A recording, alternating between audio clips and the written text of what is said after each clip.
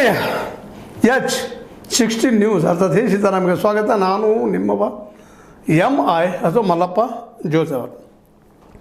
ನಮ್ಮ ಪುರುಷೋತ್ತಮ ಬಿಳಿಮಲೆ ಅವರು ಆಡಾಡ್ತ ಅಡವಿ ಕೂಡಿದ್ದಾರೆ ಅಂತ ಹೇಳ್ತಾರೆ ನಮ್ಮ ಕನ್ನಡದಲ್ಲಿ.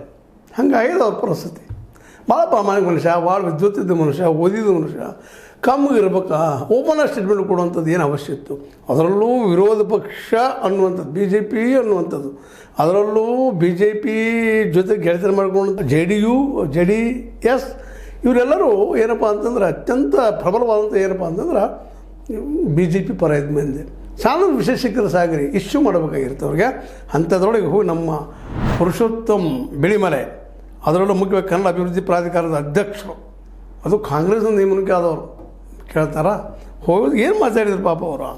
ಪಾಪ ಅಂತ ಅನುಕೂಲದನ್ನು ಇದು ಒಂದು ಜ್ಞಾನಕ್ಕಿರುತ್ತಿರುವಂಥ ಒಂದು ಮಾತು.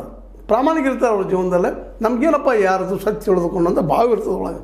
ಅದು ಅತಿ ಆಗಬಾರ್ದು. ಯಾವುದಾದ್ರೂ ಅತಿ ಆದ ಇಂಥವೆಲ್ಲ ಪ್ರಾಬ್ಲಮ್ ಸ್ಟಾರ್ಟ್ ಆಗಿಬಿಡ್ತಾವೆ. ನಮ್ಮ ಬಗ್ಗೆ ನಮಗೆ ಹೆಮ್ಮೆ ಇರಬೇಕು, ಆದರೆ ಎಲ್ಲಿವರೆಗೆ ಅನ್ನೋದು ವಿಚಾರ ಇರಬೇಕು. ಅದೇನೂ ಇಲ್ಲಿ ಅವ್ರಿಗೆ ಬಿಟ್ಟಂಥದ್ದು, ಅವ್ರಿಗೆ ಬುದ್ಧಿ ಹೇಳೋ ಶಕ್ತಿ ನನಗೂ ಇಲ್ಲ.